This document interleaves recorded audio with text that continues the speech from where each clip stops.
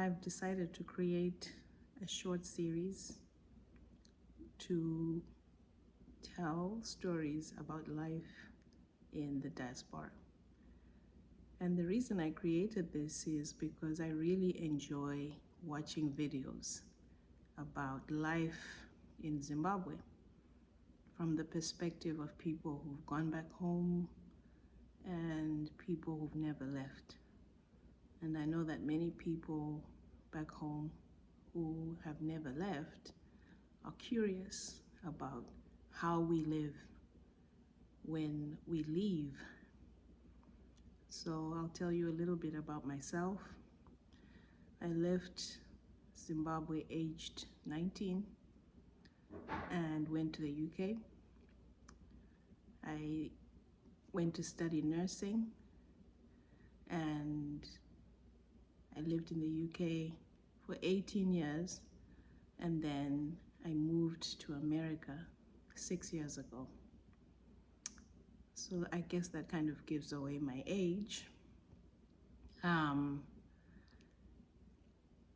like to go into what life has been like from the moment I left until where I am today. I guess the goal is to just give other people insight into what really happens on a practical level when you leave Zimbabwe to go and live in another country. So let's go back to the beginning.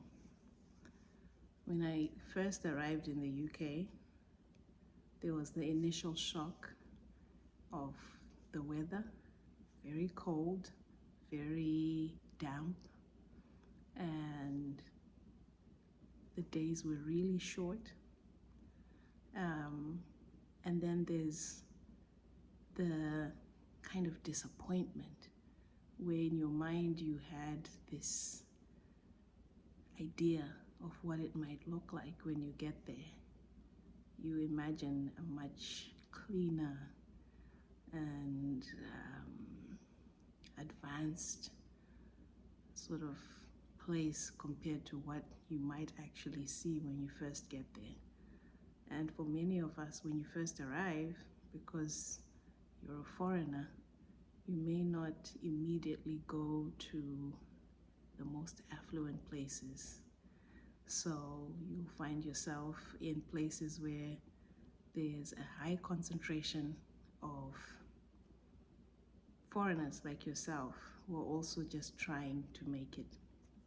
So you go from living at home, in the home that your family owns, to now renting. And that is extremely unsettling because you're thinking, this is not our home. This is somebody else's home. And we depend on this person for accommodation. And then there's trying to find a job. You get there and you have to figure out, how do I find a job in this new country? And in my case, I went before you required a visa in advance. So you get to the airport, you tell them why you're there. I'm here to visit family. And then they stamp 6 months in your passport, and then you change that visa. You find a way to change it into a visa that allows you to stay longer.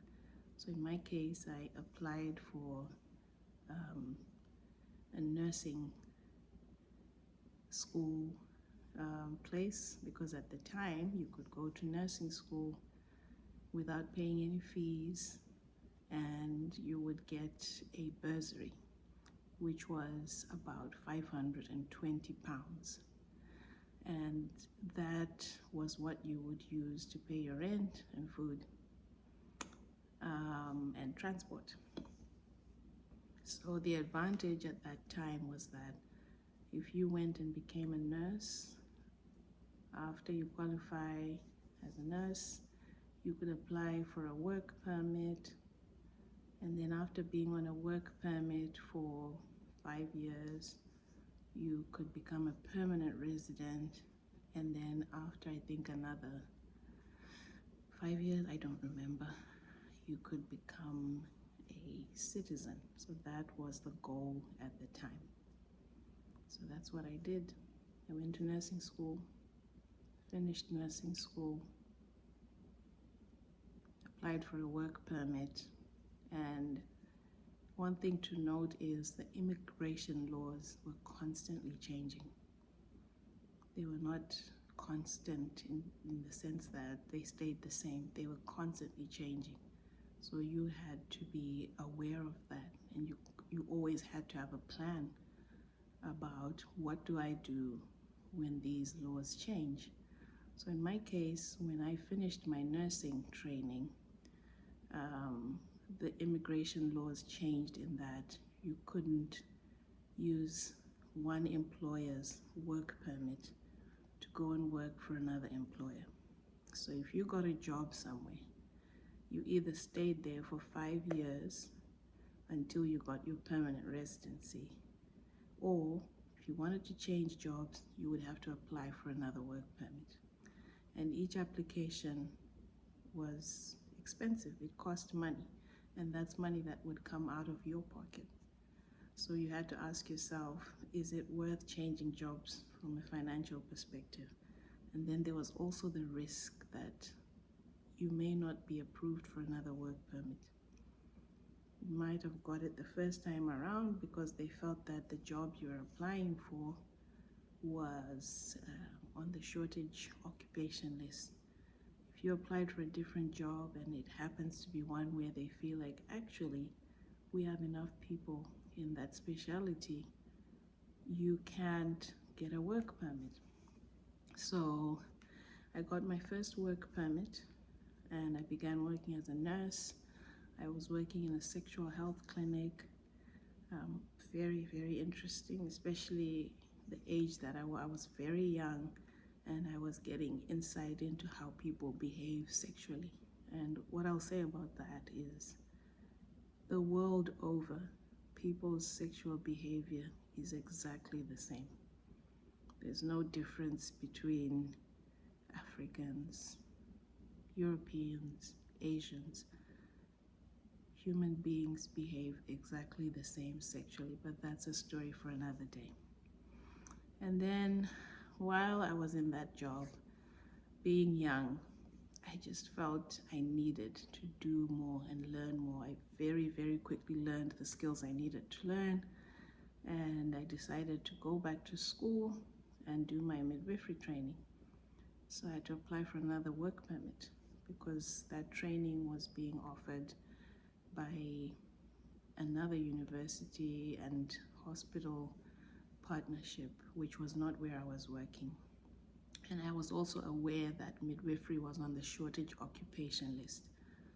At that point, nursing had become one of those professions where not all nurses would get a work permit. You had to be maybe a theater nurse, which is like a operating room nurse, or a midwife, or I think district nurses were also on that list. Various other very specific nursing specialities were on the list. So I went for midwifery because I thought that would safeguard me in terms of being able to renew my work permit, and also it would increase my earnings quicker. So I went and I became a midwife, and then I worked as a midwife for a few years, which was very, very rewarding, but also very, very stressful. I worked in hospitals where the birth rate was 7,000 births a year. And for anyone who is a midwife, you would have an appreciation of how busy that place was. You could be delivering 2 babies and you're not even on the labor ward, you're in triage. So any midwives out there, you'll understand what I'm talking about. Then while I was a midwife, I started to feel again like I needed to go and do something else. So I went back to school and I did my health visiting, which was an opportunity to learn different skills. By then, I was a permanent resident, so moving around was easier in terms of my status as an immigrant. So I went and I became a health visitor, and then by then I was also married with children.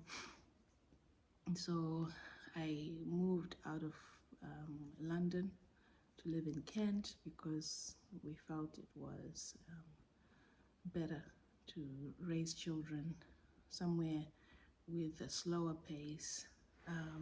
And that meant traveling back and forth between London and Kent to get to work, which was extremely stressful because you've got young children, you need to get them to and from work, and you need to get to work on time. So there's the stress of the children, then there's the stress of traveling to and from work in traffic or in a packed train, which is how I ended up working in ICU. And while I was in ICU, one day I received an email from someone on LinkedIn who said to me, "Would you like to move to the United States of America?" And I thought it was a hoax. So I responded and said, "Sure, I'd like to move to the United States of America." And that was followed by a reply, which she outlined the steps that I needed to take in order to move to the United States. And I thought, okay, let me do it and see what happens. So I slowly started going through the steps of moving to the United States. And after about 2 years, I was given a green card, which meant I could move to the United States. Me and my family, we each got permanent residency, and we moved to the United States as permanent residents.